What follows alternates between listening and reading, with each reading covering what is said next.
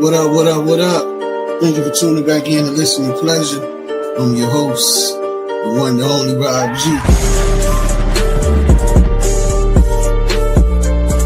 I promise you one day it ain't gonna be our little podcast. It's gonna be a conglomerate. And also it brings it full circle. If you go into it and buy a property with a family member.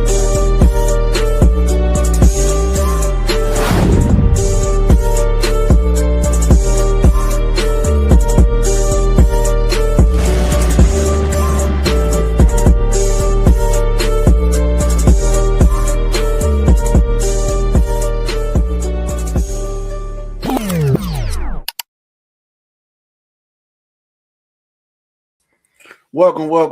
Thank you for tuning back in to another episode of Listening Pleasure.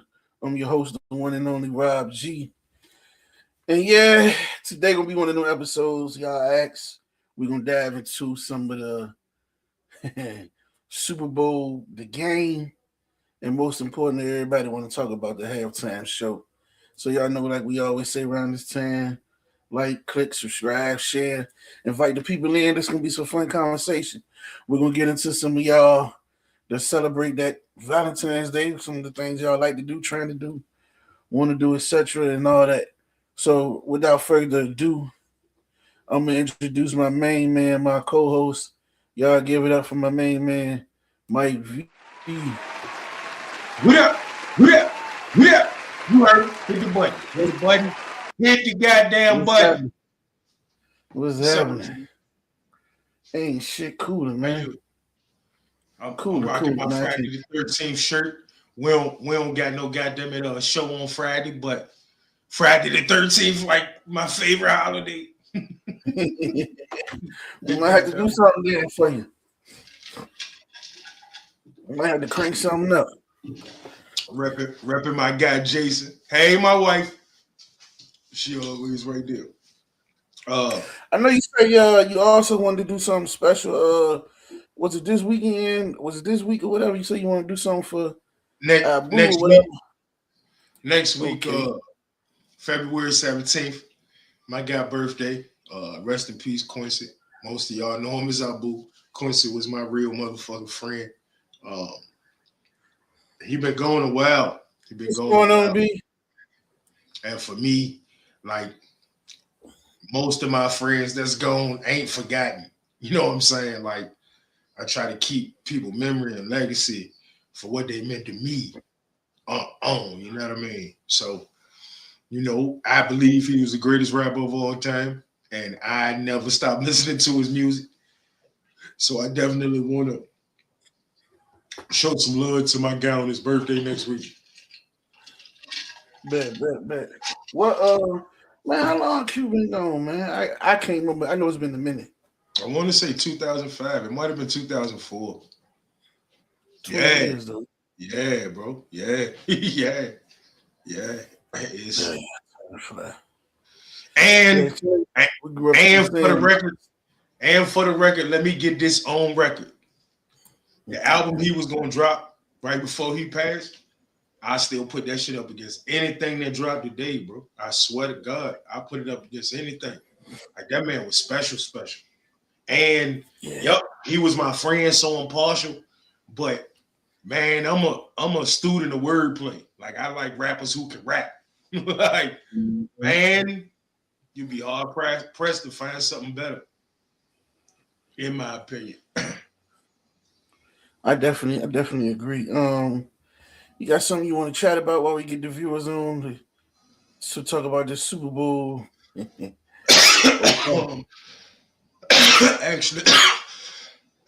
Actually, beforehand, I do. Man, I do the mentor thing, and it's a 24-hour, 7-day-a-week job, and I challenge parents to get more involved in your kids' lives. I don't think people understand, like y'all kids don't even be in gangs and be using gang handshakes.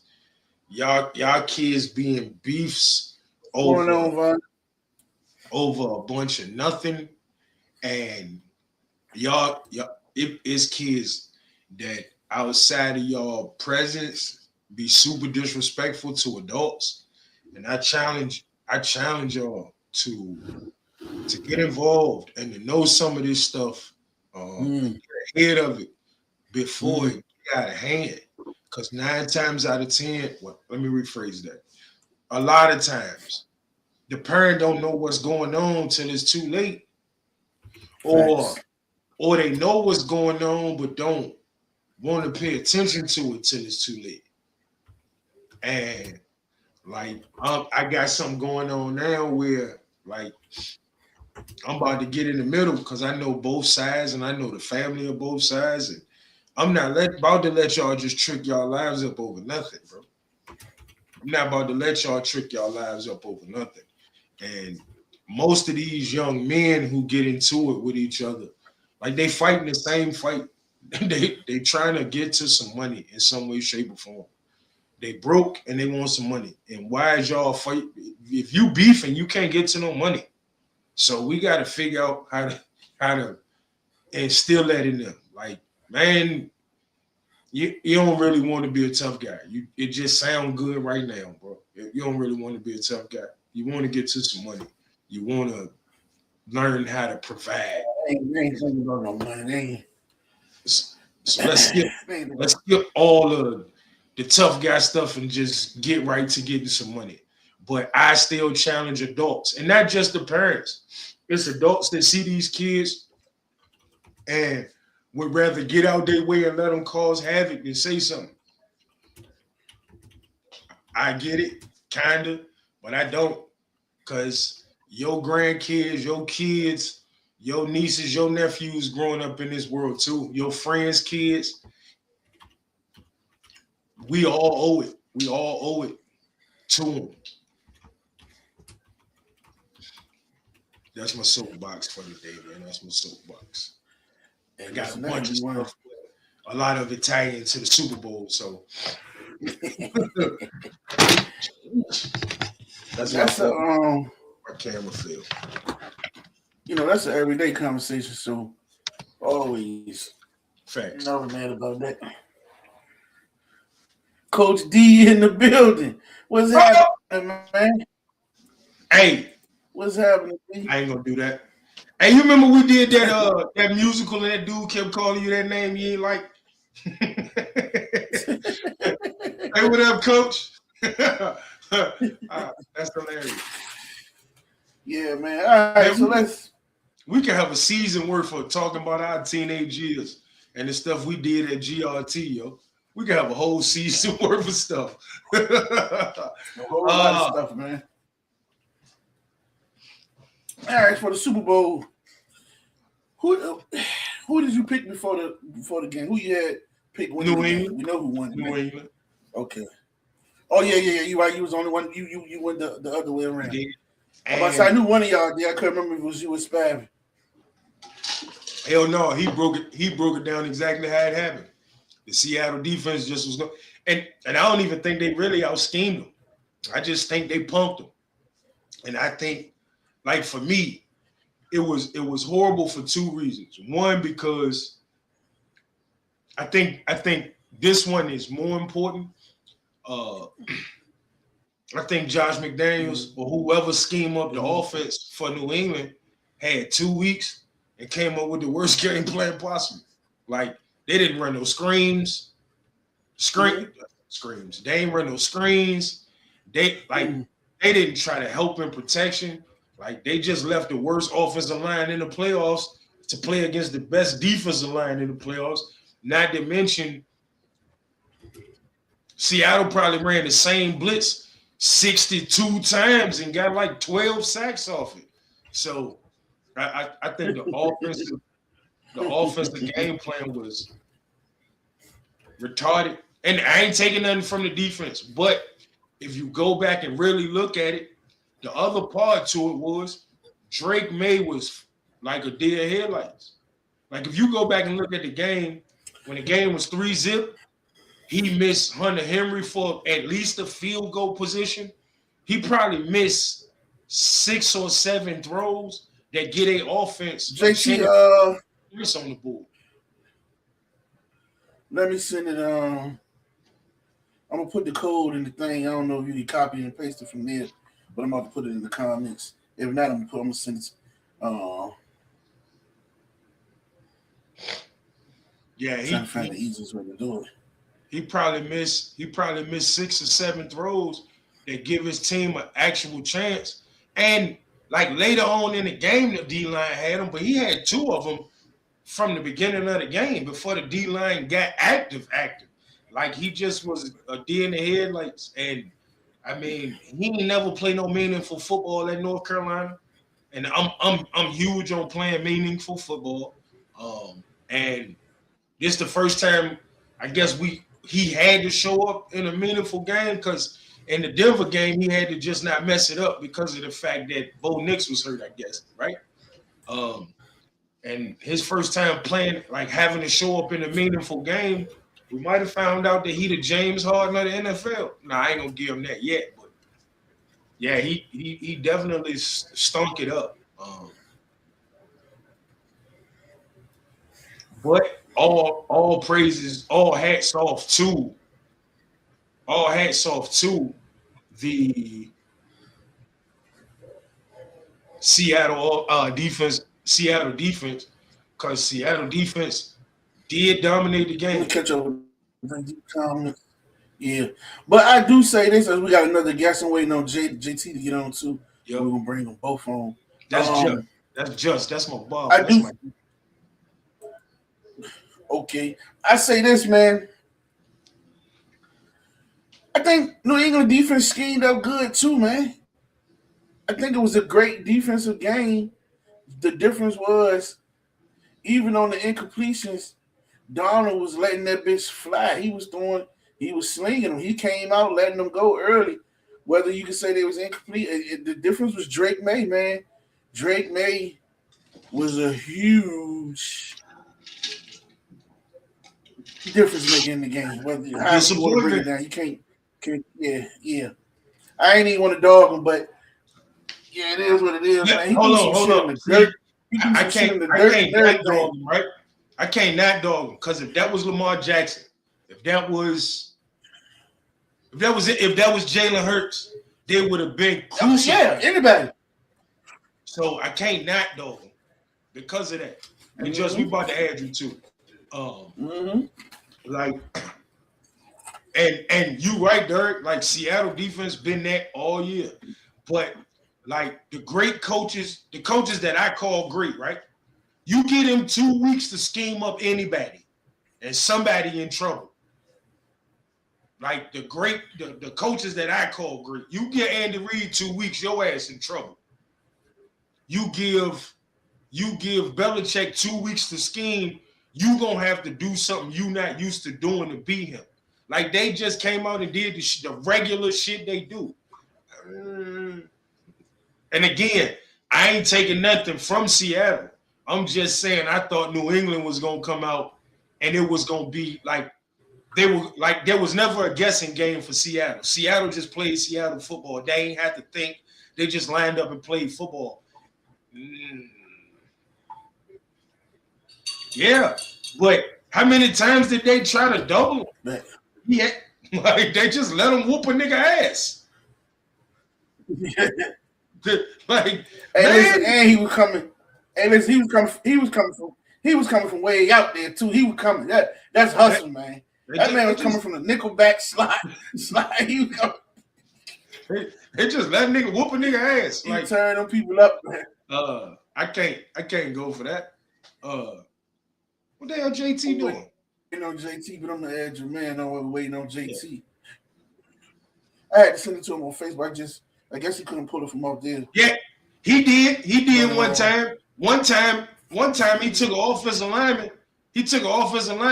I was talking to my wife. I was like, watch this play. He was like, hey, you, come here. Go sit in your quarterback lap right quick. Like, he just, it was bad. It was bad. But knowing that you ain't had no quick pass game scheme, and to not have Stephon Diggs involved at all is retarded to me.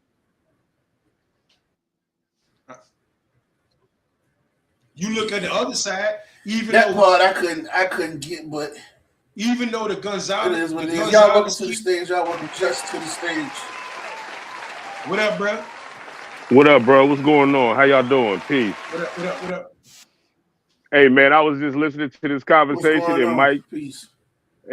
And Mike, you was just about to get to it. If I'm gonna give anybody a shout out on New England, that Gonzalez kid, he is the truth, man. No, and what I was about to say was, like, Puka, they a guy. Before we get in too deep, let me get them on. Let's welcome JT on, so I ain't gotta go back to the stage. Welcome JT on while we get. What up, bro? What up, bro? What up, bro? What is going on? Peace. What's going on? What's going on, fellas? So, like, for me, I don't care how good you think your guy is. What's up, man? If I think my guy that good, then your guy gonna have to prove it. The reason why they stopped going to people against Gonzalez was because Gonzalez proved it. They didn't even give Stephon Diggs a chance, bro. Like, nah, they didn't. Go for that. Like, not at all. It literally looked like I'm a firm believer that Mike Tomlin got a Super Bowl because Arizona was determined to use Larry Fitzgerald as a decoy for the whole fucking first half. You go to that nigga, he almost won the game by himself in the second half. He couldn't get open. How you gonna go to the nigga that ain't open? Hold on. But how many times have he not been open all season and still made plays though? That's a fact. I'm going to my guy, bro. I'm going like you gonna have to prove you can stop him first. You gonna and on a night where you couldn't protect Drake May at all, you could have thought that Stephon Diggs living that quick pass game range. You could have thrown him the ball quick. Them slants, like no slants. The whole game, I don't remember seeing a slant the whole game. Or a screen. Or a screen. Yeah. D said you gotta put that joint in the comments, man. D said you can't go to him because he was jammed up all game. That's why you can't go to him, man. Will, was he jammed up on the field or off the field? But that's also a thing of coaching. That's also a coaching thing, bro. Because you could have put him in motion. You could take him off the line. Hold on real quick, my dog's going on. Come on, bro. It's a bunch of stuff you could do to free your guy up. I watched San Francisco move Jerry Rice so Deion Sanders couldn't check him one-on-one, bro. That's the greatest receiver of all time. You telling me Josh McDaniels, and he had 2 fucking weeks. He had 2 weeks he couldn't escape. Now, hell no, I'm gonna blame Josh McDaniels for that. I'm a little disappointed in Josh McDaniels. He normally sharper than that. He normally have a better scheme than that. Because Seattle ain't do nothing but line up 4 down linemen in place zone behind it. They only brought the blitz every once in a while. They on the box the whole game. Yeah, the whole game. They had no second half adjustments, man. It was crazy, man. I'm like, wow. Come on, get on. I'm gonna send you the link. Come on. And the person who feel the best about what happened in the Super Bowl, I believe, is Bill Belichick. I would. After you play. And hold on, let me say this. I took New England, but the way they lost, I'm kind of happy because that's what you get for doing Gerard Mayo like that, pussy. Yeah, real stuff. Right, yeah. Right. And he from the crib, so you know we gotta. That's the main reason I wanted them to lose. That's the only reason I wanted them to lose, for real. I'm gonna tell you, part of the reason I root against Buffalo is because the last time, like Tyrod Taylor did nothing to lose that job. Nah, he didn't. He did nothing to lose that job other than a coach saying he not a guy for me. Like we was talking about this today in the shop, bro. Like, for as much as I'm happy for Sam Darnold, if his skin color was different, Sam Darnold don't get his chance. Somebody tell me what Teddy Bridgewater did to never get a chance to start again, bro. Right. Towards ACL. I told you that. Hurt. I told you that. He got hurt. That was it. And Sam remember, I Darnold told didn't you. get hurt and got another shot. Remember, I told you when we got on here. So we stunk it up. Sam Darnold's stats was hurt. No, he got another shot. No, let's not. And see, here's the thing. When you're a white quarterback, they'll talk about how bad the organization is. When you're a black quarterback, they'll talk about how you not the guy for the organization. I ain't really for that shit. And don't get it wrong. I'm happy Sam Darnold proved it because it proves something else that I always say. Stop just throwing them niggas out there saying you got to be ready right now. It's still an adjustment. So yeah, I'm kind of happy because but I watched RG3 go from offensive rookie of the year to not having a team in 3 years, bro. Yeah, and guess what? We got 3 more quarterbacks on the bubble of doing the same thing. Doing the same thing because like you said, it's because of this. Yeah. Let's just be honest. Yeah. The second chance Because don't come to us for this. Justin Fields up next to be an analyst. Justin Fields gonna end up being an analyst. EJ Manuel already an analyst. Like EJ a little different though. EJ couldn't play more football for real. Like I think EJ couldn't play. I'm being fair. I take you being fair. And I'm gonna take you being fair with that statement, but we only had a 5-year run to really see that. Sam Darnold in 5 years ended up getting another job, and now you're a Super Bowl champion. Listen. Let's not fool ourselves. I never thought Ryan Tannehill was got a shot in Tennessee. Ryan Tannehill wasn't supposed to got a shot in Tennessee to me. Let's see you went the way I was about to go. I'm not saying EJ couldn't play. EJ wasn't a elite quarterback. He was just an average guy. He wasn't what they was trying to make him. I can go for that. But when you saying what we talking about compared to all these other guys that's getting chance, there's a lot of average guys out there that's getting a chance. I can go for that. I can go You had a guy like Rick Meyer back in the day. Rick Meyer stayed in the league for about 20 years. No, listen. He was a bum. Listen. He was a bum. Vinny Testaverde was a starter for 19. I looked this shit up because I like using these stats. Vinny Testaverde was a starter for 19 years. This nigga got 4 more touchdowns than interceptions in his career, bro. Who? What? Team? How? Man, how? And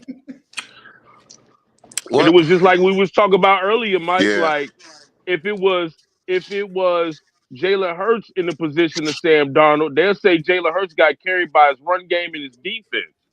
Right. And Jalen Hurts, even if you want to call him one, he's a better game manager and athlete than all of them guys. Even if I don't call him that, but even if that's what you want to call him, you know what I mean? But see, here's the reality to it. Like when white boys is game managers, they happy with them being game managers. Tom Brady nothing but a glorified game manager. Yeah. That man threw for 140 yards in his first Super Bowl win. Yeah. Oh, you talk about Tom Brady? Yeah, he threw for 140 yards. Yeah, I remember that. Get the first 2 Super Bowls, Adam Vinatieri was the MVP. Yeah. Most of their defensive players was the MVPs for them. Like, man, and the first 3 of them, they had top 5 defenses. You talking about the first 3 Super Bowls the Patriots had. Yeah, Ty Law. The linebacker, And don't get it wrong, because I give Tom Brady a lot of credit because in the first 6 Super Bowl wins, he got 6 game-winning drives. Yeah. So I have to give you credit, but let's not fool ourselves. The nigga was a glorified game manager.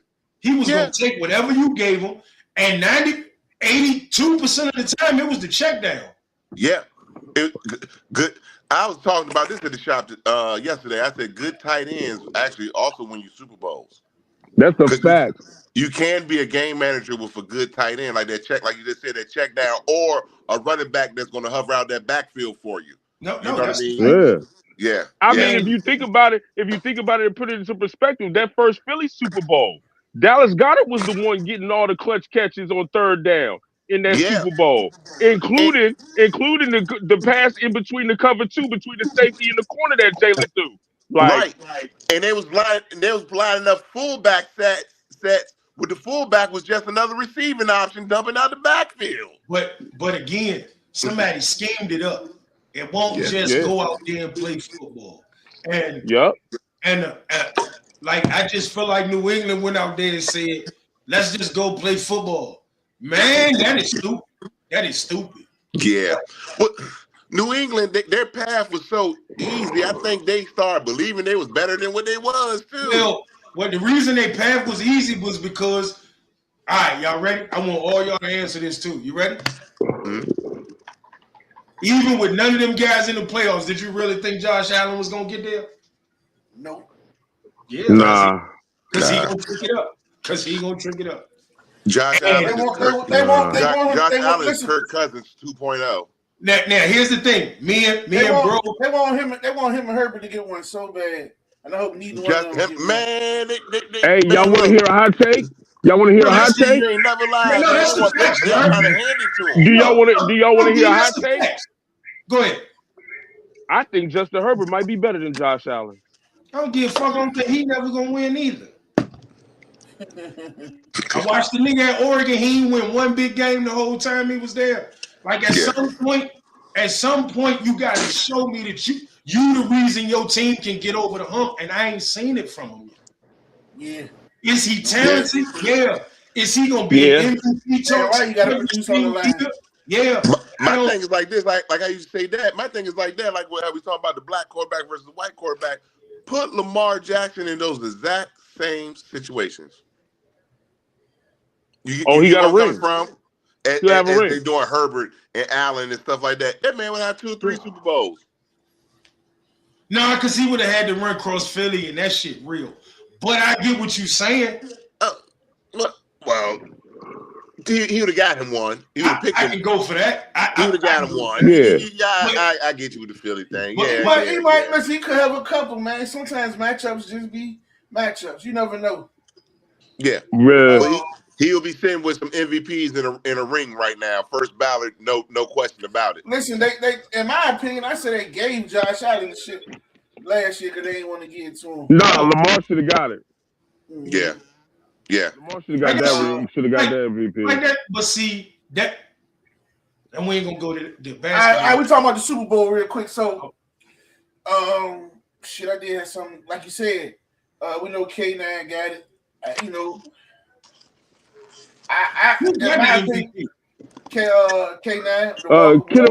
Kenneth Walker. My thing was the running back, right? Yeah. It could have went to the DB21 because with them 6 sacks and then that last sack where he scripted for the touchdown. They called it back. They called it back. They called it that sack back. I think that changed the momentum a little bit. Nah, but they called Kenneth Walker touchdown back too. Yeah. They did, yeah. But they didn't call it when May was trying to throw it and he just came up with the ball. They called that a sack. No, not that one. I'm talking about the one where the big dude picked it up and scored near the end of the game. Yeah. In the trash minutes. Yeah. So those was huge points, but like you said, I thought because K9 didn't have an official touchdown, they was gonna go with the guy, but he was doing like when they couldn't get them passes that New England couldn't get, he was picking up the 10, 12 yards, keep the chains moving, you know what I'm saying? Like he did enough to keep them relevant to stay in field goal range early in the game. That was the difference in the game too. His patience running the rock was good too. And it's an offensive league, man. Like they're gonna give, like if they can find a way to give it to an offensive guy is gonna get it. The MVP, the league MVP should just be called the best quarterback in football. Yeah, it definitely should. Yeah, but for the Super Bowl, it should be the player that impacted the game at its highest for the win. And I kind of think it would have had to be a defensive player because, like, the defense was the star. Let's not fool ourselves. Like, absolutely, they were. Or whatever.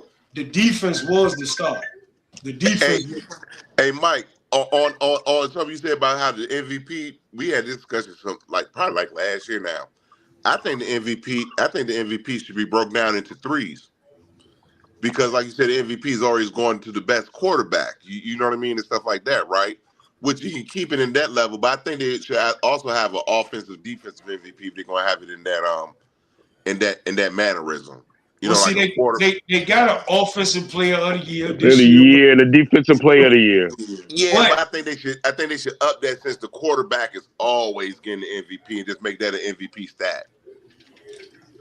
You know, I can agree with that. I can agree with that. Yeah. But I also think what you saying is I wouldn't change the MVP, be one MVP. Like they got a defensive player of the year, they should just put a quarterback of the year. Oh, for the record, D. Yeah, or you flipped it. I see what you did. Yeah. I got you. And for the MVP still be one and only. And for the record, D, I agree with you. Make Tom Brady the GOAT to me is because when it's winning time, you get the best Tom Brady. Hey, Carter, I'm perplexed about Tom Brady, bro. We got to show you with some referees. I'm perplexed about Tom Brady and the GOAT thing, man. There's two things. To me, my GOAT is still Joe Montana. You know what I mean? But I recognize what Tom Brady has done. You get me? You get where I'm coming from? No. Listen. So I cannot down Tom Brady. You know what I mean? As a GOAT, like you just said, when it comes to winning time, he's on the winning drive. He's heading the winning drive. He's spearheading it. He's not making mistakes. You know, and all that stuff like that. The only thing I was nervous in 2018. Only thing that I do, I gotta take a point away from Tom Brady for being on the team that got caught cheating. Twice. I gotta take a point away from him. I have 2 points. to. So that's 2 points. And that's why I got Joe Montana still. You know what I mean? I gotta deduct those points, man. Because with the Spygate thing, I can leave Tom Brady out of it. But you know them balls was to your liking and to your squeeze and stuff like that. Now, you know what I mean? I can't give you that one time.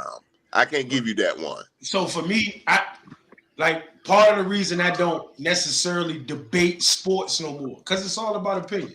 And I can't make your opinion less valid than my opinion through your eyes. And because of the cheating scandals, until he came back from 28 points in the second half of the Super Bowl, you had an argument. Whether it was the defense carried him to some, and that nigga was down 28 points in the Super Bowl in the third quarter, bro. And the crazy part was, I swear to God, if my son watching, he can validate this. They was down 28 points. My son got up to leave. It would have been the first Super Bowl we watched together. I said, I don't know where you're going. These people going to win. He looked at me like I was crazy. And we were going to smoke and play the game with his little niggas. He came home and said, man, how you get this shit right?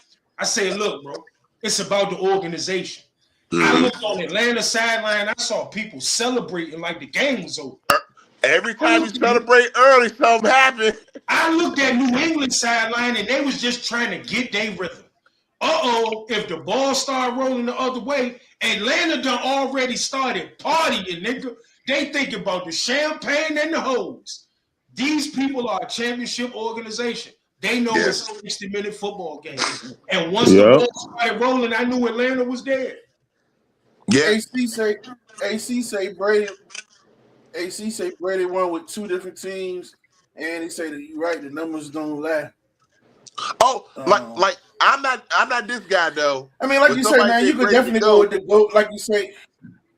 I'm not gonna. When somebody say Brady to go, I'm not gonna keep throwing my head in there. I'm gonna shut the fuck up. You know what I mean? Because there ain't much I can say. You get where I'm coming from. I personally disagree, but like you said, numbers don't lie. I can't take nothing from the man. I tell Mike all the time, the only argument I will take is Joe Montana. That's the only argument I'll listen to. Yeah. And I don't even like Tom Brady. But I don't even like him. I got one against Joe Montana, and I still think Joe Montana can go. But Joe Montana did all that with Jerry. All of he got one without Jerry. He got one without Jerry. The first one, Dwight Clark. With the Dwight Clark catch and shit. But I believe if he don't get hurt in Kansas City, I believe he go get another one because I don't think the Chargers beat Tom them. Brady. He was going for another one in KC, right? In KC, right? Yeah, he was going for another one in KC. I don't think the Chargers beat them. I remember Big G. Shit, I might agree. Big G. I remember back in middle school, you was talking about Joe going to get another one. I remember that shit. But I remember that shit. Big G was talking that shit back then. I remember that. I remember that. But if you know me, you know, like when it comes to sports, we got a bunch of what ifs, but what we really only have is what happened. And like it, because it's a whole bunch of Cincinnati fans that go, if Carson Palmer don't get hurt, that last Pittsburgh Super Bowl is a Cincinnati. Yeah. We hadn't figured that Chad and TJ, who's your mama out yet, goddammit. Carson Palmer don't get hurt. And Pittsburgh went to win the Super Bowl that year. Yep. Shoot.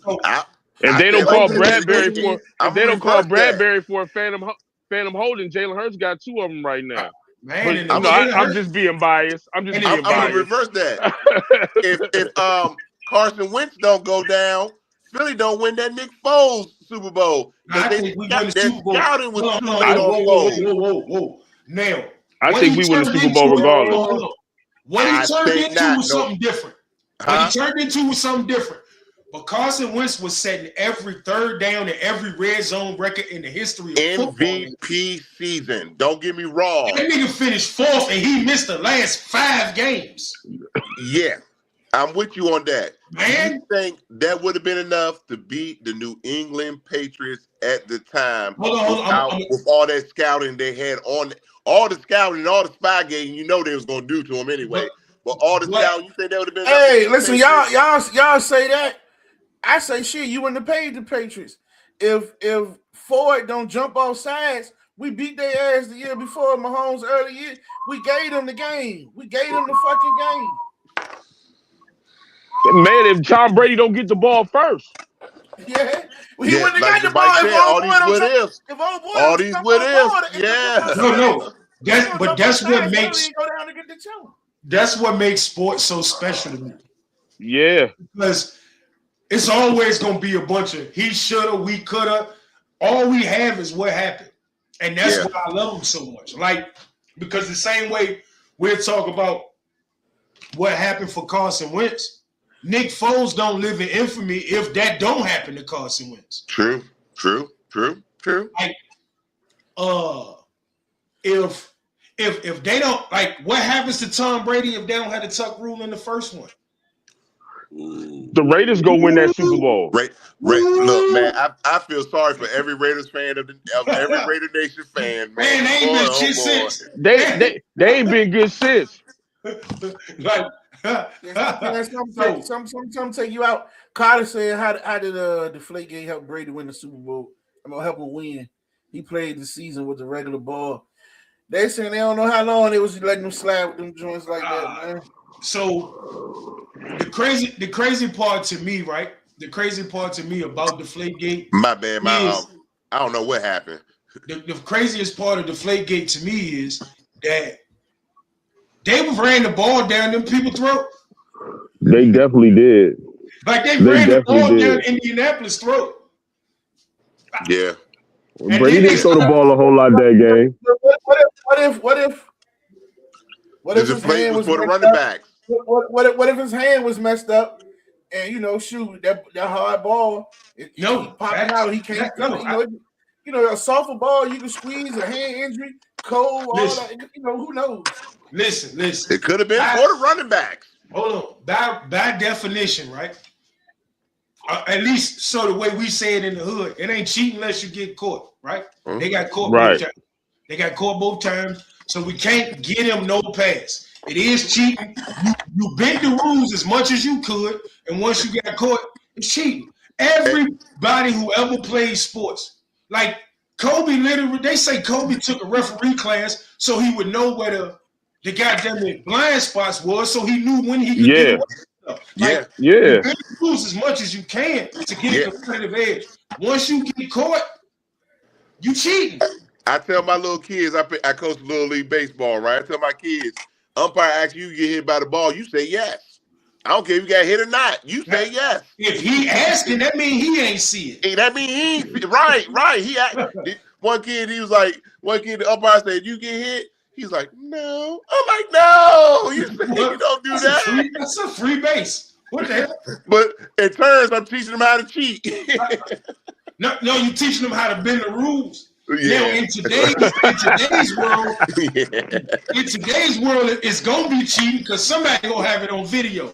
Yeah. That's the reality. Listen, Mike V, by letter, you cheating for all the teams when you out there telling the punt returner to count his men. You cheating. No, they literally. You ain't supposed to tell them that. No. I get on the refs all the time. They tell me all the time not to coach the kids as a referee. You a referee, man. All right. Well, I tell you what, I'm gonna throw a penalty every time it's supposed to be a penalty now. Right? But how is that helping the kids grow in the game? Yeah.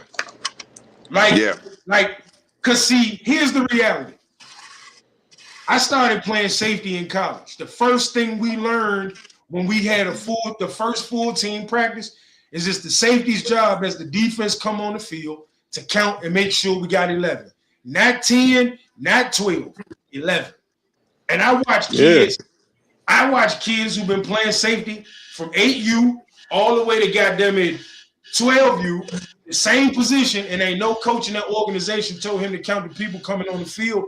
And every time they come on the field, they don't get a penalty. Give me a second, yo. Yeah. And that's crazy to me.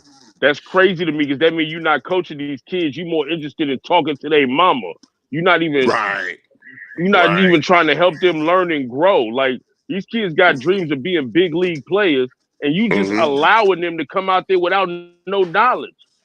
Right. Like you can't. You cheating them then.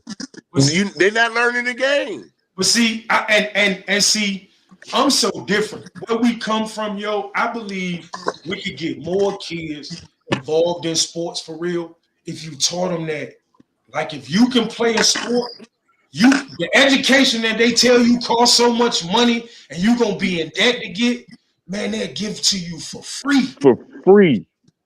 Look here. Give it to you because you can kick a soccer ball or bunt a baseball or man, you don't want to go get that free money because I tell that to my son all the time, Mike. Look, I said, one thing you're doing right now, you guaranteeing yourself a free education. I said, you already winning. No, I want already winning. And don't get it wrong. I want you to shoot for the stars. Oh yeah. But understand. Like, if your kid's 6'2", 200 pounds, I don't care what sport he play, he can go to college for free. Yeah. It might be Valdosta Tech State Junior, goddammit. But somebody gonna take that potential. Yeah. Somebody gonna take that potential. And they'll pay. Come here. Man. Come here. Hold on, fellas. Let me show you something real quick. He turned 14 years old. Good Lord. I already knew. 6'4", 14 Good years old. Lord. And he swing a baseball bat pretty good.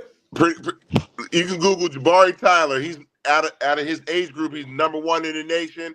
Out of all kids in the Pony League and Travel League, he's number 7 in the nation. Jabari Tyler. That's what's up. That's what's up. But his size, like they wanted to play all sports. Like his size, like this dude tower over me. You can go on now, man. That's dope. That's dope. Yeah, but like I agree with you. Just size alone get you a $100,000 education. Easily. Easily. Because of that, like the NIL done turned it into something else.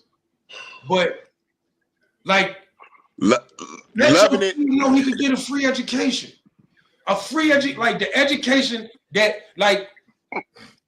they make regular people pay all the money, like you graduate from school and then you owe like all the money and your first 2 jobs, all you doing is paying back money because they think you can dunk a basketball. They'll give you all that. Hey, speaking of Super Bowl, right? I just thought about this as we're sitting here talking. It used to be a good thing everybody paid attention to. I can't think of one from this Super Bowl because I ain't pay attention to that for real.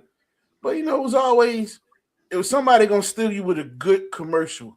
The commercials meant more than anything else. Yeah, I didn't. Yeah, they were trash this year. I can't think of nothing that I seen. Nothing that I seen, because they spend all the money on the halftime show. Go on, say it. Oh, we gonna get to that in a second, man. Hey, Mike V, I was like you this year, man. Get this man off this field so we can watch a football game. They done added another 10 minutes to the halftime. You heard them when they saw about it again? Like, goddamn. Good for the players, but you know what I mean? His jump seemed extra long. Like, no, this year they added an extra 10 minutes. Here's another thing that people got to say, bro, because I love rap music. Excuse me. But every rapper that performs don't mean I'm gonna like their show. So just because it was Bad Bunny and I say I don't like it, now you're not diverse. Now you're not this. You're not this. You're not woke to the message. No, motherfucker, I just don't like it. The shit hurts for me. Look. So first, half the people who told me it went over my head, I used to tutor you, nigga. Hey, if it went over my head, it went over your head. Because I'm smarter than you. First. Second, I won't try to find the message or none of that shit. Because I don't even like halftime shows. But let's say I did. Why I can't just want to see a concert? Why it gotta be a message? I didn't like it last year with Kendrick Lamar. I don't like Dr. Dre. When Dr. Dre and them, I don't. Man, get them niggas off the foot. That's a football field. That's not a goddamn concert. That is a football field. I would have rather seen some women play flag football at halftime, bro. Yeah. My thing's this. Like I was telling folks, I think it was on my man. It was on, who post was it?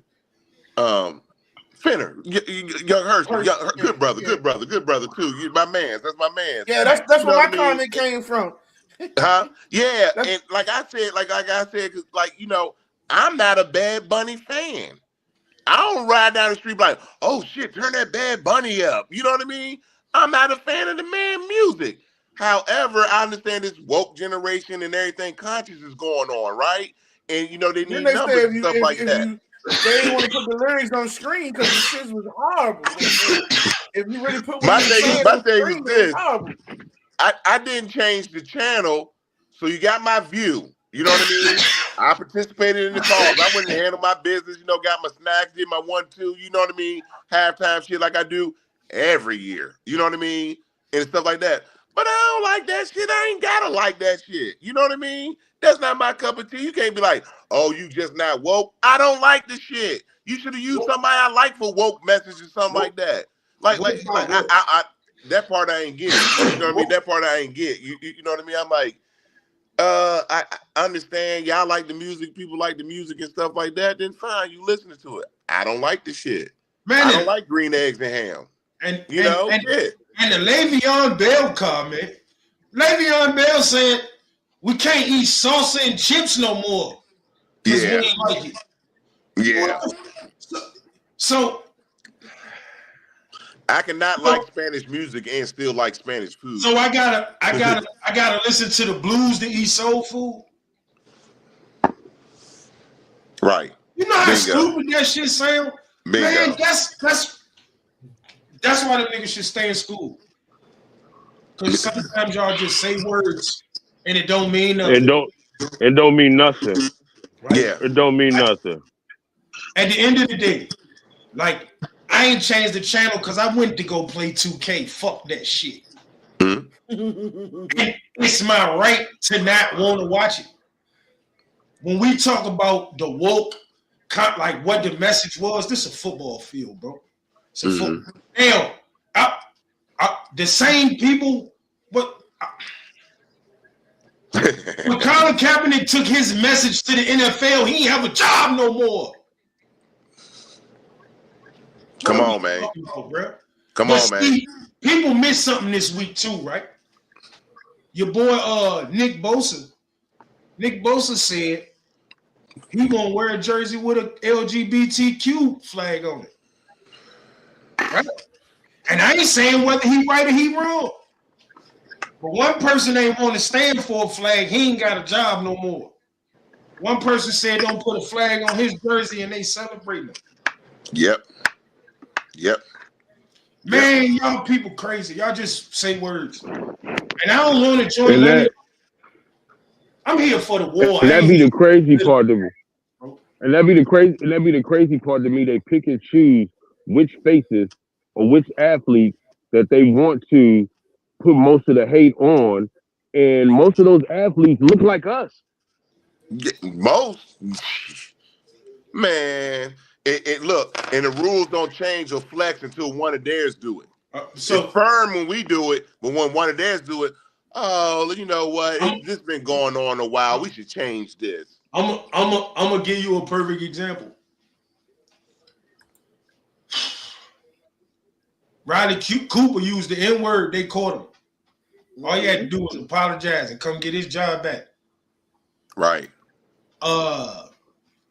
And Shady's still mad about that to this day. Roy Hibbert said no homo in the interview. They fined that nigga $75,000. They fined that man almost $100,000. I remember that shit. They fined that man almost $100K. I remember that. It was in basketball context. He said, "Man, we just down there banging bodies. You know, going body to body. No homo." And before Sports Center came on, he was already fined $75,000. They already took that shit from his account. Now when we talk about that aspect of sports, like think about this: Seattle won the Super Bowl, right? Mm-hmm. People still talk about Ray Rice slapping Shorty in the elevator. What's the name of that white linebacker that beat up the black girl? Was that Johnny Manziel? Exactly. Yeah, that was Johnny Manziel. Exactly. I remember that. No. No, it wasn't Manziel.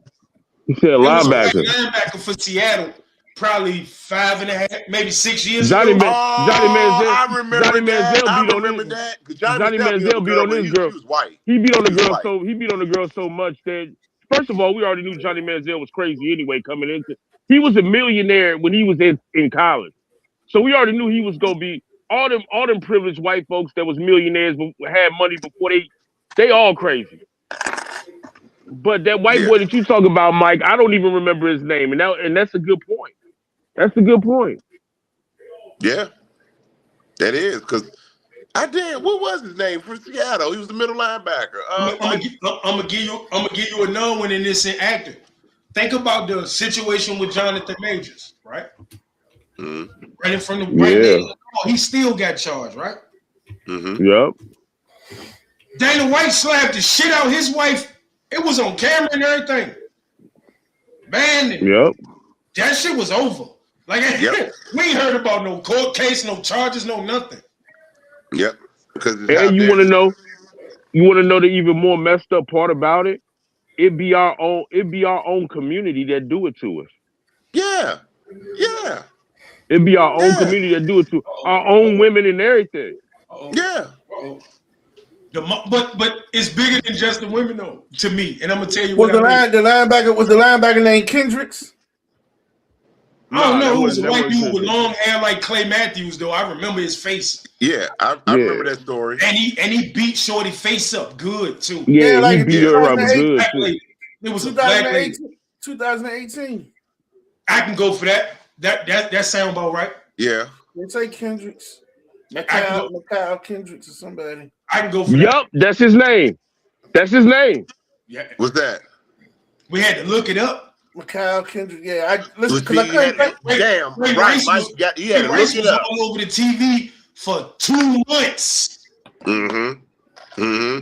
Folks who ain't know who Ray Rice was knew who he was after the elevator incident. And Ray Rice was still under contract, and they told him not to report no more. Yeah, that was it. That was he was doomed. That was it. So it's in a lot of those situations, I'm always on some like you just said, it be our people. But if you really think about it, how many times do we as a people, as soon as somebody get accused, we automatically it's like we've been waiting. I knew he was gonna fuck up. I knew it. We don't know. We don't know details. We don't know nothing. somebody name pop up in something, and we done barbecue chicken them. Praying on other people's downfall. Like they do. Like, and you know what's crazy? The even more shameful part about that is that's more prevalent in a community where we want all the respect from every other race, but don't even respect ourselves, fam. And that's not okay. That's not. That's a whole nother conversation. That is not. It's this conversation, but it's a whole nother one too. Yeah, like, that's not. Yeah, it is. That's not. But but we just talking about the sports of it all. But like that's a deep delve right there. No. That's the facts. That's the facts. Like I want to talk. Well, we wanted to get on some other stuff too, but I also go ahead. Because I kind of want to talk about like the football season as a whole, right? What's up, Tom? Because like I need to know what the excuse for Josh Allen is. Like I really do. Like every year there's been but he had to play.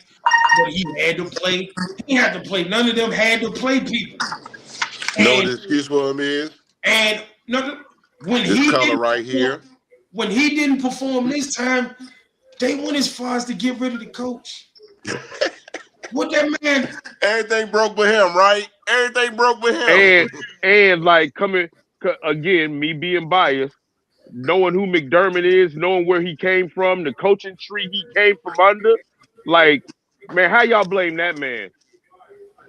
Yeah. Bro, listen. That man don't even call plays. Listen. in a game where what's up, cuz? In a game where Lamar Jackson had somebody drop a 2-point conversion, they talked about a play in the first quarter costing them the game. Yeah. In a game where Zay Flowers fumbled after Lamar Jackson put them in field goal position. They talked about a play Lamar made in the first half. That man had 4 turnovers in that game. Let's skip the X's and O's. The guy with the ball the most turned it over 4 times. How it's not his fault? Because anybody that ain't a chosen one, because I ain't gonna say black quarterbacks, because they would have blamed Baker. They would have blamed Paul, time out real quick, Mike. I'm glad you said that because they be treating Baker Mayfield like a nigga. Is he a nigga? But keep going. Yeah. They be treating him bad. But keep going. Yeah. He Carson Wentz. Once they look at you on the other side of the fence, nigga, you on the other side of the fence. Yeah. Like people forget that Baker Mayfield took Cleveland to the playoffs for the first time in umpteen million years. People forget that Baker Mayfield having Kevin Stefanski getting Coach of the Year nods when he was there. Like they forget all about that. Just they almost had that man out the league until he went to Carolina and into the Rams. Yep. They gave Baker a hard. They treat him like a nigga, boy. But keep going, y'all. And I just hate the fact that some of these people are golden. Like I hate the fact that it don't matter what some people do, they ain't gonna never be enough. And some people can do nothing and already be glorified. And I hate it. I hate it. Like, with a passion. And it's because like no matter what like Patrick Mahomes fell into the Patrick Mahomes, I believe, is with the greatest NFL coach of all time. Like I believe, and if Andy would have got one in Philly, it wouldn't even be a conversation. Yeah. It wouldn't be. But because he didn't get one in Philly, I can understand why people wouldn't have him number one, right? You got to be in your top 3. Because the moment he got a roster worth winning, that bitch win all the time. All the time. Andy Reid is a product of kept getting better, though. People should give him his credit for that. Even as a coach, he kept getting better. He kept evolving. You're not going to beat him with the same trick twice. But even more than that. They say, listen, man, a lot of the fans say they should have got it in Philly. They say Donovan was holding them back. A lot of people blame Donovan. Donovan is Spygate. Messed that Super Bowl up. Hey, Donovan is Spygate. Hey, yo, stop it. What? A lot of people blame Donovan. Who? How? Make it make sense. Selfish. You're a fan, so it's gonna be hard for you to see a lot of. No, make it make sense. Because I watched Donovan McNabb, #1 receiver, be Todd Pinkston for 4 years and still go to the motherfucking NFC Championship game with Brian Westbrook, bro. Like, what are we talking about, bro? They would have been praising Josh Allen for that shit. They would have been. I was in the city. I believe Donovan McNabb should have won a couple league MVPs and everything like that. And that Super Bowl, though, Mike, the nerves got to him, and you saw it. How? Hmm. What he throw for? Hey, that man won't throw up on the sideline because his nerves. Years later, that he wish he would have did things different, and he had the first half jitters. You know they say that man was out drinking the night before in Miami though, before that Super Bowl game started. Let's say all that. Let's say all that, right? Was he the person who gave up 12 catches for $189 to Deion Branch? No. I'm not saying. Well, no, I am saying. Well, this is what I'm saying. He wasn't Donovan McNabb. He wasn't. He wasn't that, right? Donovan McNabb that night. What about the other 7 years where Brian Westbrook is your only offensive weapon? I'm not taking nothing away from that Philadelphia team. Bias, then it was Brian Westbrook, bro. Are we really like Todd Pinkston? James Thrash. James Thrash, Todd Pinkston. And he was going to the NFC Championship game every year. And yeah, with a young. Hold on. Donovan McNabb was a bad boy. I ain't saying he was a bad boy. A pass interference that they never called on the 4th down against the Rams the year. What? They knock it off. Against the Cardinals. Against the Cardinals. No, that was against the Cardinals, Mike. Yeah. Ricky Pro caught the pass against us with the Rams. Yeah, all right. Mm-hmm. What the fuck? Donovan McNabb was the problem. In that Super Bowl game. I'm just saying a lot of people blame him. They stupid. I ain't gonna blame him. I think he took accountability though. He said he said had first half jitters. He had to take off. I can go for that in the Super Bowl. I can go for that. But we're talking about a man who went to 5 straight NFC Championship games. He don't get no credit for that shit. Oh no, I don't. I think Donovan. If he's not all. I think Donovan McNabb. Hey, I'm gonna tell you something else. I'm gonna tell you something else that a lot of people won't say because of what Andy Reid became and how he grew. Why you stop giving T.O. the ball in the second half, man? Yeah, they say it was McNabb. Of course they are. That's what T.O. said. Hey, hold on, how crazy T.O. been saying? He the guy he's the authority we listening to. Hey man, nobody else telling the stories but T.O. man.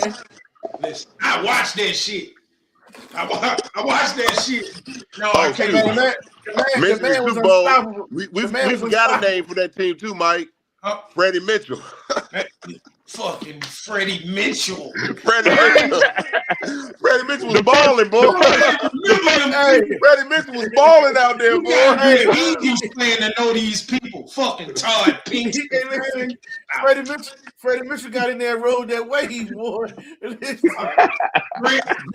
We had Greg Lewis. That nigga got off of goddamn it. He was working for Budweiser and when the fastest man.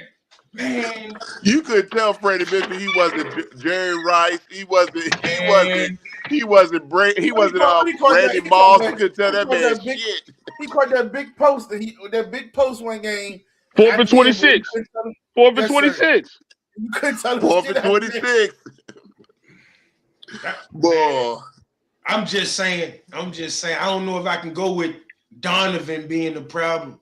He might have, and I go for it. He didn't play the best in the Super Bowl, but people still forget we supposed to have the best cornerback tandem in football, right?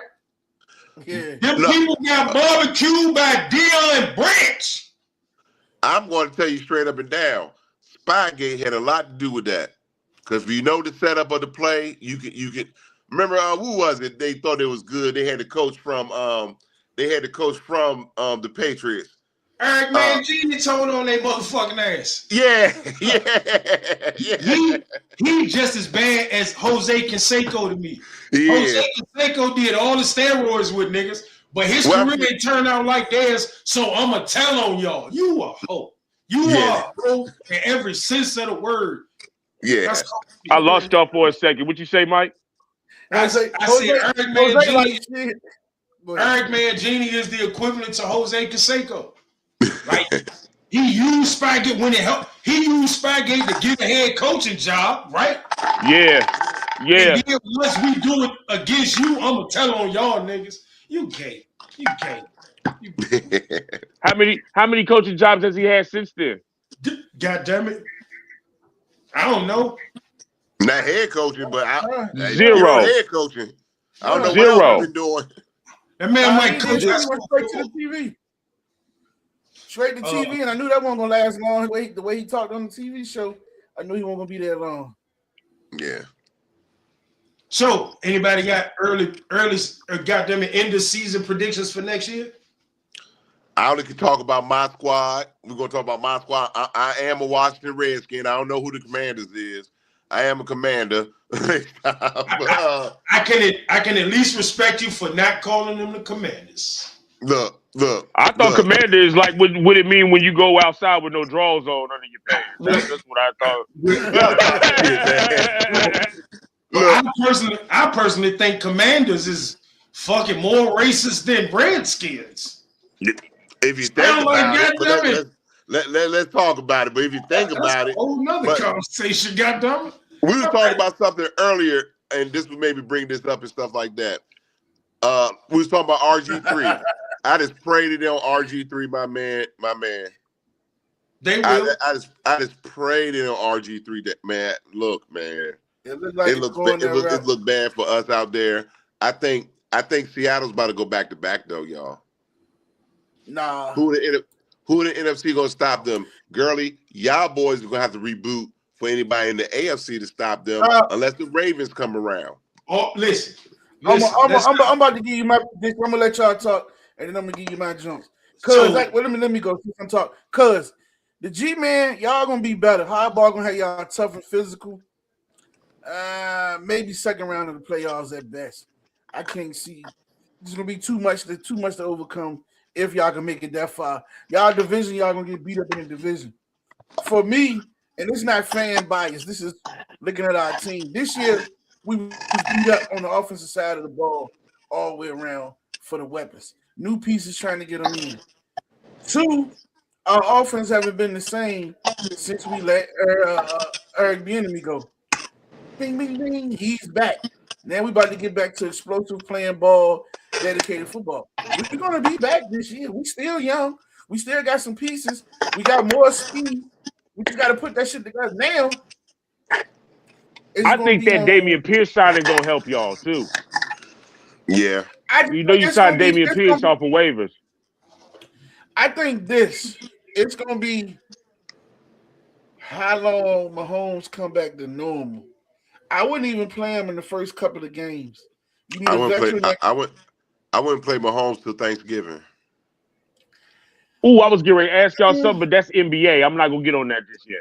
I'm about to say 6 games. 6 games or so. 6 games to see. That's that. But I can't see the That's Chiefs. all a matter of when Patrick trusts his body, though. Like, most of the time with injuries, the injury be healed. It's about when them people trust their body enough to actually play. You know what I mean? Yeah. It's crazy because Seattle won the Super Bowl this year. They might not fuck around and make the playoffs next year. They gonna get everybody best shot. That's one. It's now. It's no nasty, bro. Yeah, no more. And they division always nasty, bro. But they division always tough. Yeah, that division always tough. And we scheming up for that shit. Now you got to play all the way across the board. Every week, everybody gonna give you their best now. Every week they're coming and gunning. You champs. Now one was our own fault. I will go for that. But every game we lost this year, we was either missing Lane Johnson and or Jalen Carter. Lane That's a fact. Our offensive line sold up. Y'all guys in the offense. You the Eagles, right? Yeah. Y'all guys in the offseason let too much go on your defensive end. Y'all let too much go on that defensive rotation, bro. I'm gonna tell you why we did it. Because they up front still solid. No. I'm gonna tell you why we didn't. Because we weren't banking on Jalen Carter missing 6 games. Jalen Carter is the rebirth of Aaron Donald, bro. He is unblockable. You got to double and triple team him every time. That allow anybody to play football, bro. That like he just literally couldn't. He had 2 games he missed because he did goofy shit, and then he couldn't stay healthy. And then Lane Johnson missed like 5 games. We win 79% of the games that Lane Johnson played since Lane Johnson been in football. Like, let's not, like, when you can put your backside, when you can know for a fact you got a tackle that you don't got to never give no help to, your offensive line. Do y'all move away from Brown or what, man? Like, is it AJ Brown? Yeah. Man, I get that nigga away from 4 cigarettes right now. I swear to God, fuck that nigga. I believe he off the AJ Brown train. Like, fuck that nigga. Sweat. What Sweat do this year? Where he was at? He did something in Atlanta. I forgot. Talking about Sweat that was with us? No, he was in Chicago. He was in Chicago. Yeah, he was in Chicago. He had like 7 sacks this year, I think. Oh, okay. Hometown kid, man. We can move off AJ. One, because Devontae Smith is a legit number 1. I think he's better than that nigga. 2, I think what we can get for him. And 3, it would be one thing if he didn't act like this in Tennessee. He came to Philly, won the Super Bowl, and that ain't enough for me. That's what he said. I ain't feel fulfilled from the Super Bowl. Then a team that's winning, all you do is complain about you. Fuck that nigga. And not a good team. Not a good team player. Send that nigga to go fuck up another quarterback, man. Let my quarterback play football, yo. And the worst part about our season this year was they left Jalen out to hang. Yeah. They let AJ talk that goofy shit all year. They let the media talk all that goofy shit. And what's the first thing we did when we was out the playoffs?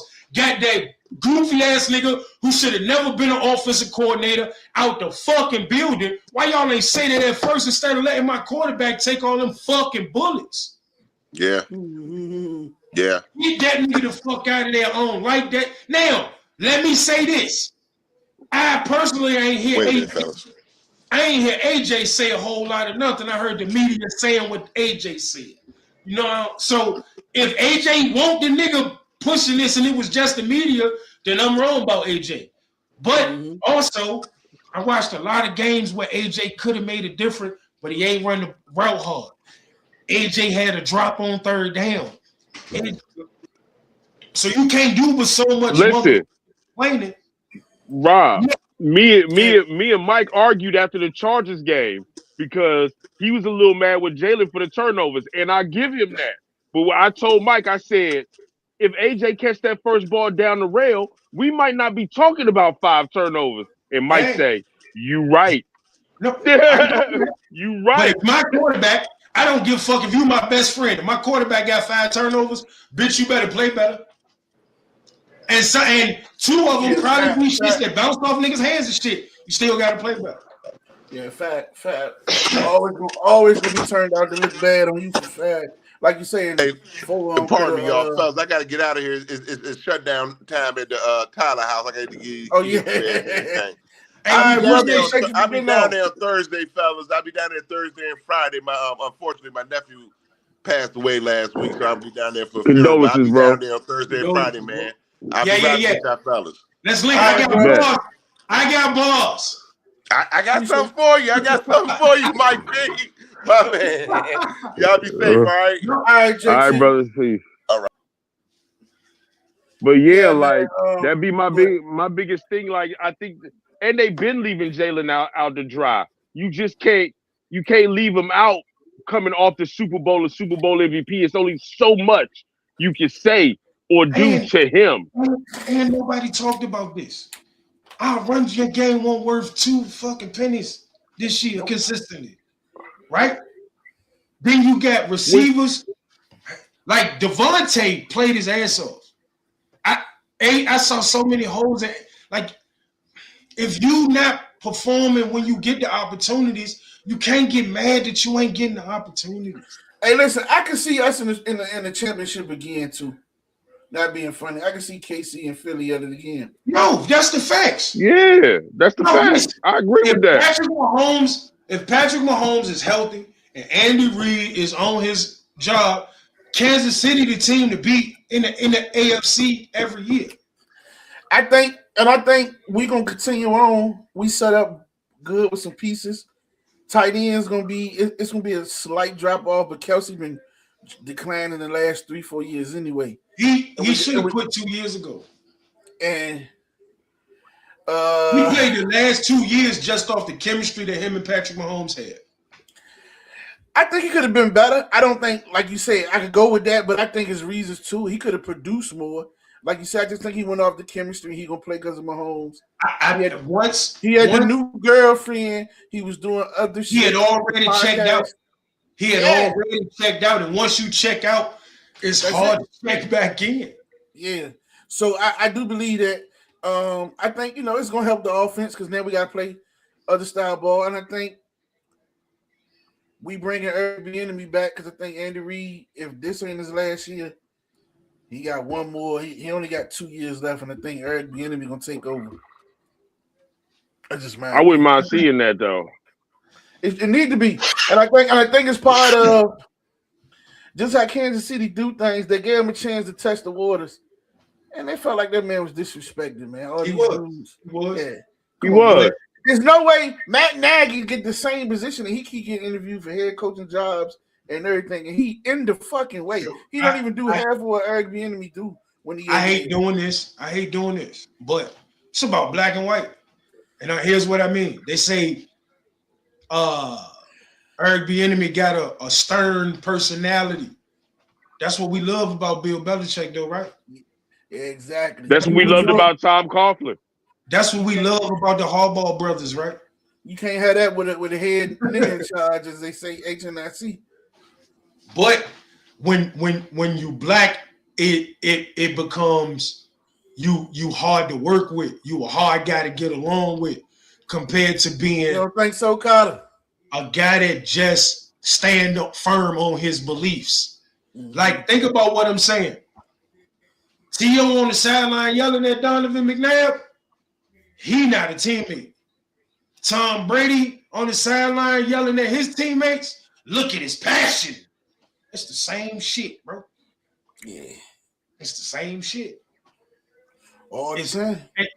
Part of the reason that I don't listen to sports talk radio and all that shit is it's about the narrative that get created. And once the narrative is created, like, you gotta fucking Geno Smith it. You gotta sit down and make people forget about you first. And then it's like, oh shit, where did this come from? Man, that man was doing that shit the whole time when he was in college. The whole time. We'll say Mark Sanchez's career was fucked up because he was with the Jets. That great ass defense, the butt fumble and all that shit, we'll say, but it was the Jets organization. But for Geno Smith, Geno not the guy. I was gonna say that shit earlier when we saying it, man. Ain't shit come from out of the Jets at the quarterback spot in the last 30 years, man. Man, no, me and Mike B was talking about that earlier.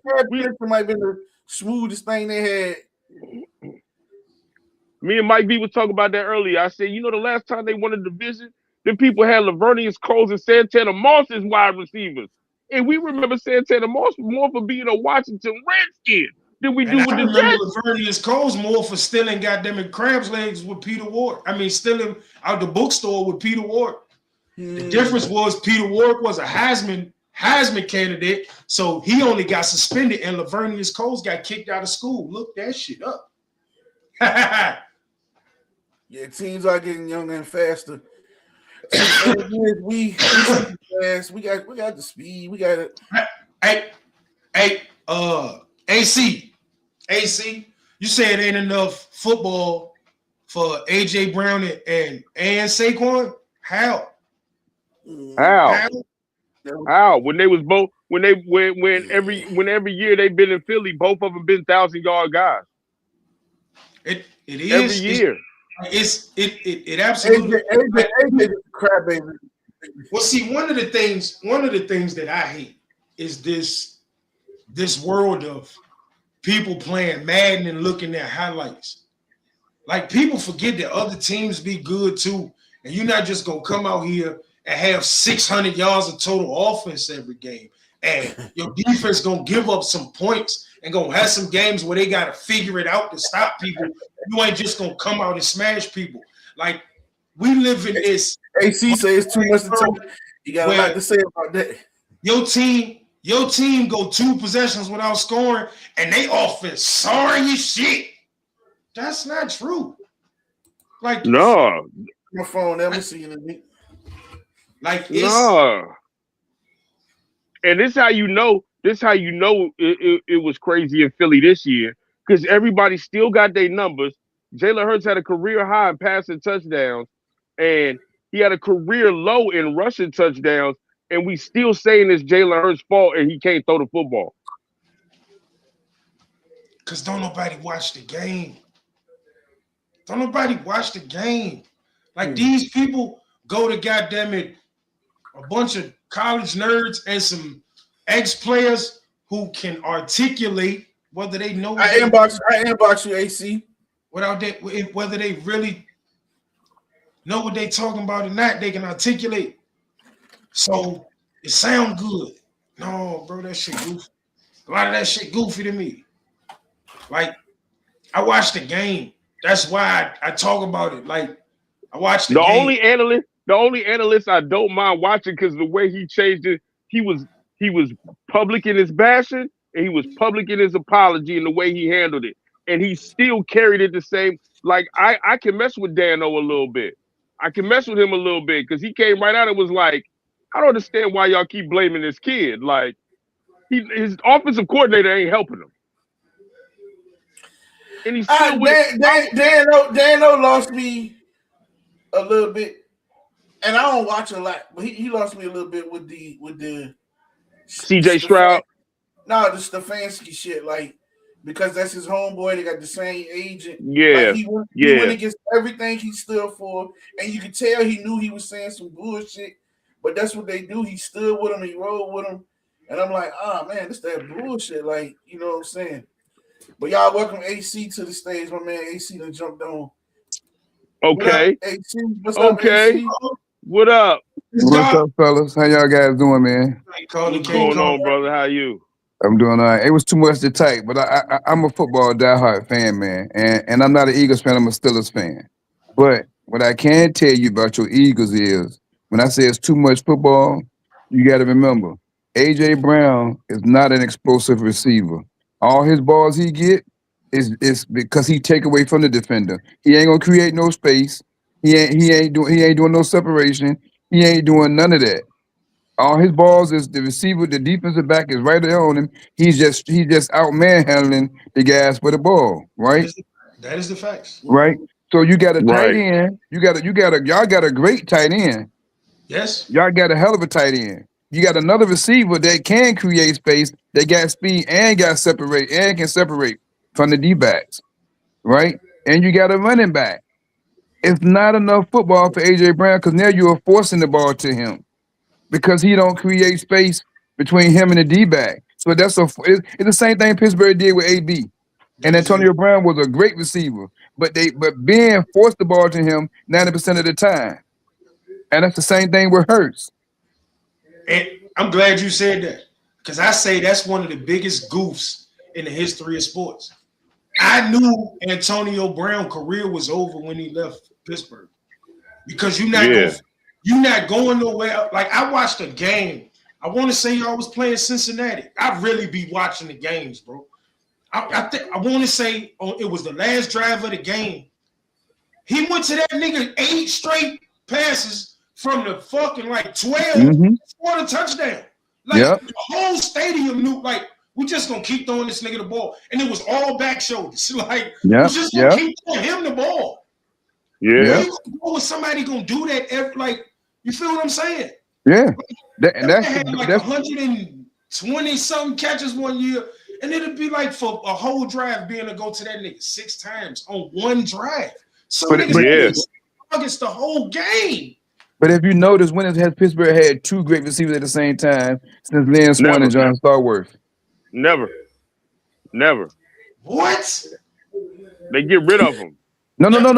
They had Mike Wallace, Santonio Holmes, and Antonio Brown at the same time. Correct. They just said we gotta choose one and got rid of the other 2. Yeah, but if you notice, every receiver that comes to Pittsburgh that plays good, they go somewhere else and they out of the league.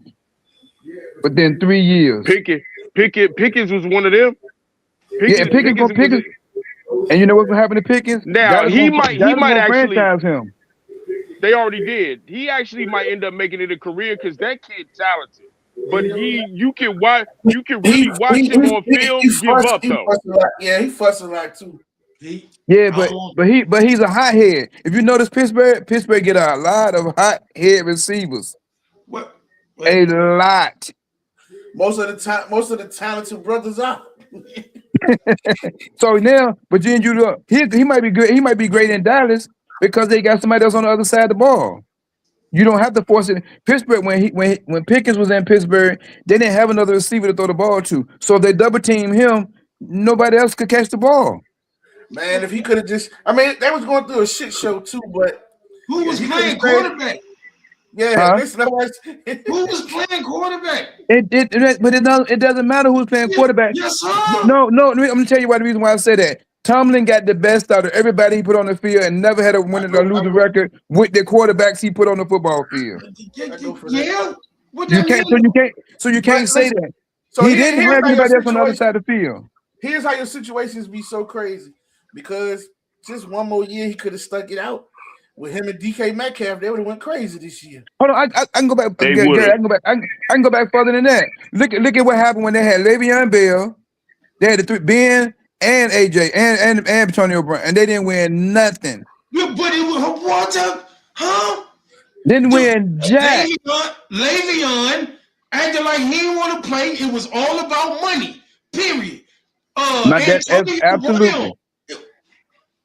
Absolutely, Mike. You're 100% correct. But that's my point. And they had a quarterback. We had Ben. Yeah, but you also had people who weren't going to let a team build a championship team around them because all the stars wanted all the money. True. AD said it must be a mentality thing to come with what they're looking for.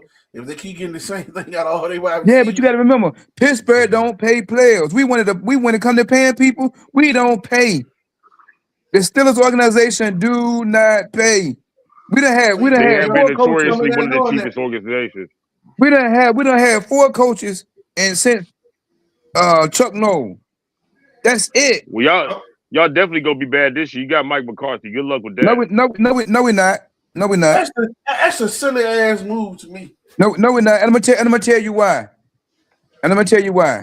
McCarthy is an offensive minded coach.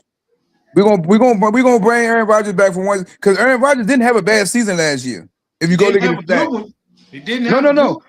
If you go look at his stats, he didn't have a bad season. We paid no, but Mike, look what I'm saying. We paid $290 million for a fucked up defense. Look at our defense. Aaron Rodgers kept us in the game. Our defense let us down. Look at the games we lost to Chicago. Look at the other games we lost. All this money for defensive players and we ain't did nothing. That game to Buffalo really hurt my feelings because I swear to God, James Cook ran the same run like 6 times in a row. Like 6 times in a row, he had the same run to the right side. Like, listen, man, we went and got. What was the corner y'all had? Darius Slay, one of the corners y'all had. We went and got Darius Slay, right? Thinking he was gonna be this and he'd be that. Let me tell you something. Philadelphia corners was not that good. The problem for last year, Philly had a hell of a front 4 that put so much pressure on the quarterbacks that they was throwing interception and made the cornerbacks look good. That corner might not have been that good. Yeah, But y'all, so this what was a happened? dog. Hold on, He Mike. was a dog.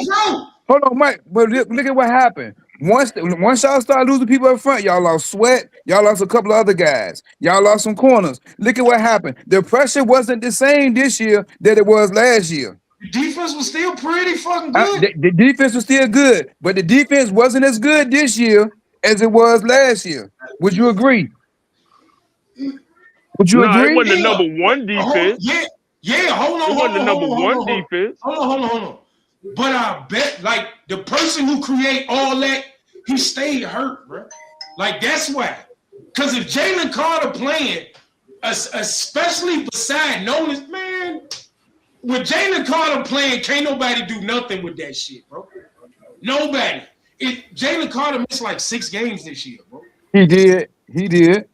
Like, he did.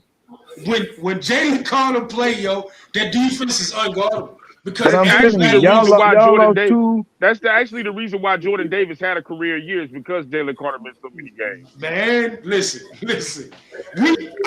Watch what happens next year when we healthy. I'm just hoping Lane come back. I'm hoping Lane come back for one more run.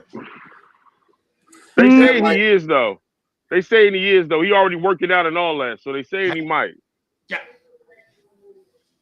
Lane first ballot. And what they do? So I'm gonna ask both of y'all. Yeah, I ain't trying to be. I'm asking y'all a serious question. Both of y'all Eagles fans. How much? And this was a crazy question. How much do y'all really trust Hurts? Y'all quarterback. What? I'm just asking. Anywhere. I'm just asking a question. I'll take him anywhere. That kid is a winner. That kid is a win everywhere. And I said this to Mike one time, and y'all gotta agree with this because it's been proven. It's something about knowing you gotta go play your best game and going to do it.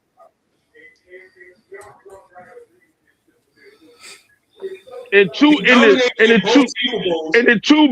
the two biggest games of his career, fam, he would have 2 Super Bowl MVPs right now if it wasn't for a holding call. That kid led teams to 3 national championships. Whether he won them or lost them, he led teams to 3 national championships. He has been a starter for 5 years. He has been to 2 Super Bowls. That kid is a winner. I'll take that kid anywhere. I'm talking about literally anywhere, because he gonna find a way to win, bro. I ain't one of them people that's about numbers. All I care about is winning. That's it. Because when that old ass white man who made that rubber ball and put that goofy shit on it with the pig skin on it, the game wasn't about the numbers. The only numbers that mattered was who had the most points. That's it. And that's all I care about. And that kid win all the time. So he went with the help of the officials? Huh? Because the push tush is cheating. Would you not agree to that? No. How many times the offensive line jump offside? Is it cheating when Josh Allen do it? Hold on. I'm saying I can't hear what you're saying. Say it again, Mike. How many times the defensive line jump? A lot. I will agree it's the hardest play in football. But it's not, Mike. You're a referee. No, it's not. You're looking right there in the line of scrimmage. That's a bunch of crap. You looking right there in the line of scrimmage. Yeah, right. And listen, I agree with it too, because so what you telling me is that league-wide the referees got together to say we're gonna let them jump off sides all the time? No, what I'm saying is league-wise, that's one of the easiest play to officiate, and they get it wrong because 9 times out of 10, the offensive line referees cheating for them? No. 9 times out of 10, the offensive line is already in the neutral zone before the ball is snapped. They got a head start. The defensive line in the neutral. The defensive line in the neutral zone too. Hold on, but see, this question started with ACU saying, do they win with the help of the referees? Are you saying the referees cheating for them? I'm saying what I'm telling you is, and I tell this to anybody, what I'm saying as an official, because what I'm saying as an official and the kind of money they make, when you got Vegas up there, they are paid just for certain things that happen in these games. Would you not agree to that? No. I personally don't. If I start thinking that they cheating in sports, it take away everything I love. I ain't got nothing pure in this world no more. Me, bro. Okay, so let me ask you a question. What is a catch in the NFL? What is a catch? 2 feet. I don't know what is a catch no more. Absolutely. You forget you got a possession. Absolutely. Wait.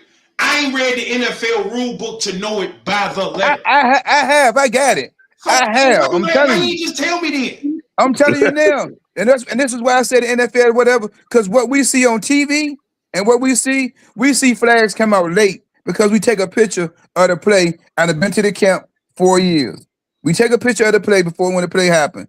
We can throw a flag whenever we want to throw a flag. Certain things you see, if y'all are watching certain games, you be like, man, that's a catch. And then when they go back and look, they like it ain't a catch. You can go up here and look. You can go ahead and look at some players are called holding calls, some players are called tripping. They call it on some players they won't call it on. Listen, right? I can get all that, but again, this started with you saying, do you think he win all the time with the help of the referees? I'm talking about the push. I'm talking about the push touch because 90%. Hold on, Mike. Just hit me out.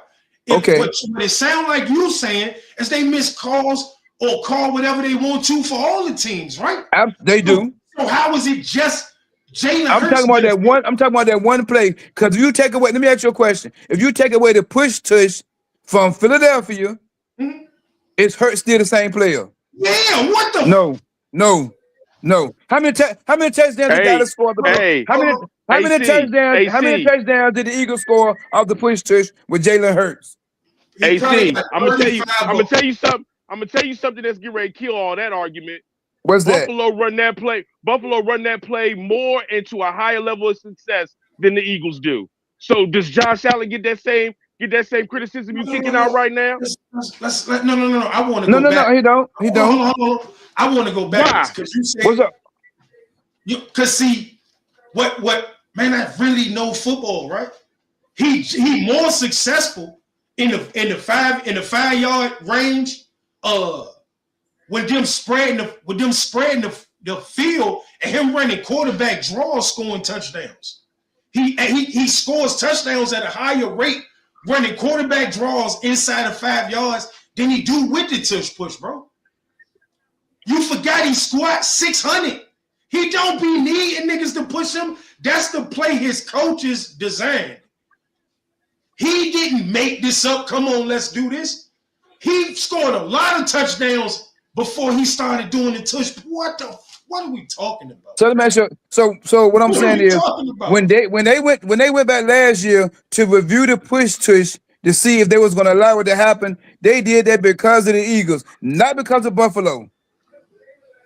It ain't had nothing to do with Buffalo. No. That's because it ain't gonna never be because of Buffalo because they love Josh Allen though. Oh man, are you really think they love Josh Allen that much? What the hell? That man is the goddamn great white hype. No. Listen, man, we can call him the great white hype all we want to, whatever. Josh Allen plays football. Yeah, how you look at it, how you want to say he plays football. He give you 100% every time you step on that field. No matter how you like it. And don't win nothing. It doesn't. He wins just as much as everybody else. Don't win nothing.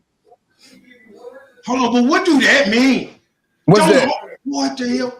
What do y'all are saying he's a great white hype. He can't be. How is he the great white hype? Because he winning or because he losing? No. He has been crowned something he hasn't earned. He has been crowned something he has not earned.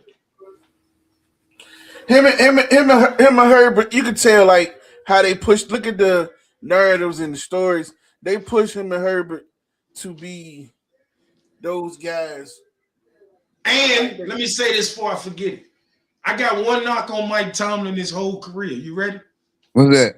He ain't fucking draft Shedeur Sanders. That wasn't his doing. This is what y'all don't understand. So listen. That didn't have to do with Mike Tomlin. Here's what something they said that came out soon as the season was over. The rumor was he already said this was going to be his last season anyway. He said that last year this was going to be his last season. So why why drive Shador and you ain't gonna be there? You know what I'm saying? That created different. I told you I don't watch sports. Yeah, but I'm saying he didn't. It wasn't a doing. Listen, the owners got together and decided about to try to do that for Shador. It ain't had nothing to do with the coaches. The owners got to decide because of what? Because they couldn't do nothing with Dion, so they tried to do it to his son. It ain't had nothing to do with the coaches. Because if that was the case, Shador would have been gone. He wouldn't have made it around to the 4th or 5th round. The owners decided. And they walked out of that man as much as they possibly could. They even let a nobody down to the Saints get drafted before he did. Tyler Sharp. To the Saints. The quarterback that went to the Saints. What about the nobody that went to the Browns and the nobody that went to the Giants? I'm just saying. Y'all believe that Jackson Dart bullshit? Who? Yeah. Listen, I agree, but what I'm saying is Jason Dart is a whole lot better than when they picked in New Orleans. And the one they picked in Cleveland. Man, what are we talking about? And Dylan, you're right. But that's my point. He was that Dylan shit really in the way. No, I get all that. I can go. He definitely was a 6th, 7th round pick. I can go for that. That's all I'm saying. They had to do with the coaches. It's the owner. Said Jalen Hurts be using the referees. That is crazy to me. What? Watch this season. That's crazy. I watch all of them. Like all that, like, man, you talking to a nigga that smoke blunts and watch sports. What the hell? I watch all of them. Gentlemen, y'all good. Y'all have a good night. I gotta get out of here. Like, bro, like, yeah, you too, bro. Peace. Like, man, it's just regular. And don't get it wrong. Like, yeah, I'm partial to the Eagles, but like, I get so many Jalen Hurts questions. Like, people don't look at this kid like he can play football. That is a lot of people saying he can't. I don't see why. You know, hey Mike, you know what's crazy? You know Pittsburgh passed on him, right? Yeah. But I don't care about Pittsburgh. They passed on him for Claypool. He another one of the receivers y'all got that was a head case. Maybe Pittsburgh make receivers head cases. Listen, I'm telling you, Pittsburgh passed on him. Either they making them that way, or they draft. Or they looking for him that way. Yeah, some type of character issue they looking for is the red. Yeah, part of why I don't think the Giants gonna be a whole lot better because I think Jackson Dart some shit. But that's another conversation. I don't believe in that shit at all. I don't know that that's still out there to be seen. I think he might be able to. I think he might be able to give him a couple of years. Same thing with May. I think Seattle had probably one of the best defense we've seen in a long time. But I think the game would have been a whole lot better if May had more experience. There was a big time game for to put a game with that little bit of experience on his belt. He ain't played, but see, there's the difference. Jalen Hurts played meaningful football his whole life. And when I say meaningful football, national championships, all that. National championship, high school state championships. Like he has been at the dance before. So the moment ain't never too big for him.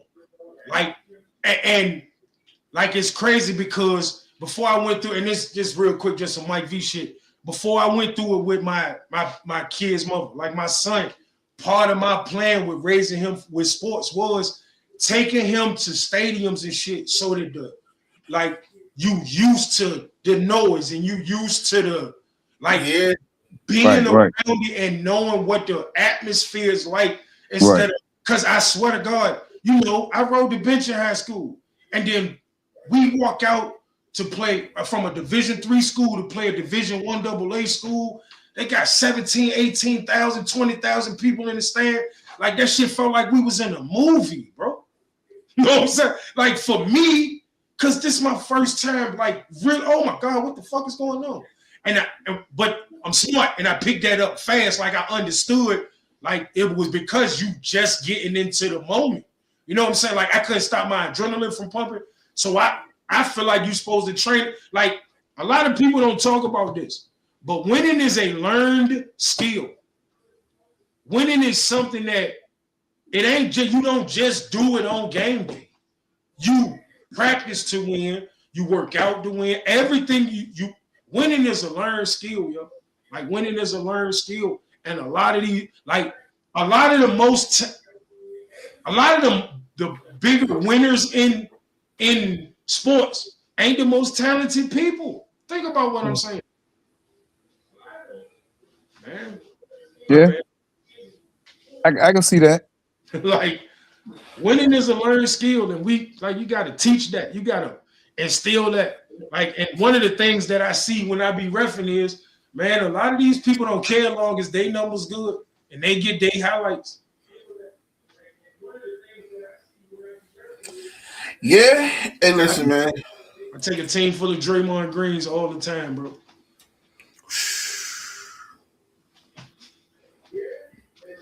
That dude there he gets under my skin, so I don't know.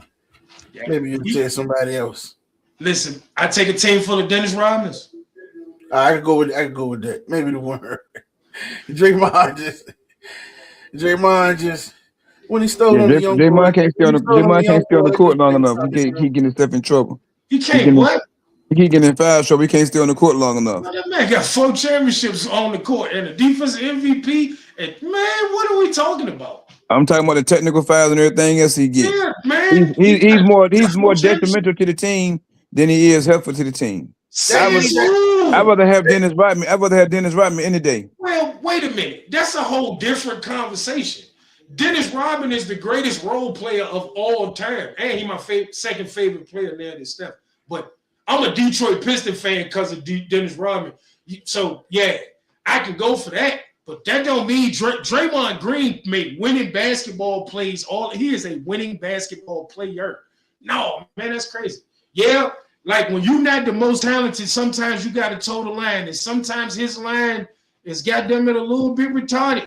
But I understand the edge he got to play with. That man got to guard 7'2" people. That man is 6'6" for real. Man, that's crazy. That's crazy. He ain't got the talent everybody got. He got to toe the line a little bit. He got to. But shit me. But they also need that because outside of him, they ain't got nobody else to stand up for them on that. No, man, what you think they would have did to them light-skinned ass people if them people ain't had a goddamn animal behind them? Them people beige as hell. So that's why he fit in perfect for that team. Facts. Man, I gotta get off here. I got a doctor's appointment in the morning. Oh yeah. And I'm tired. I ain't been too long got in from a basketball game, so I just hopped on right quick. Man, hey, listen, I need to get with you because I'm trying to figure out that part next. I want to start referencing basketball.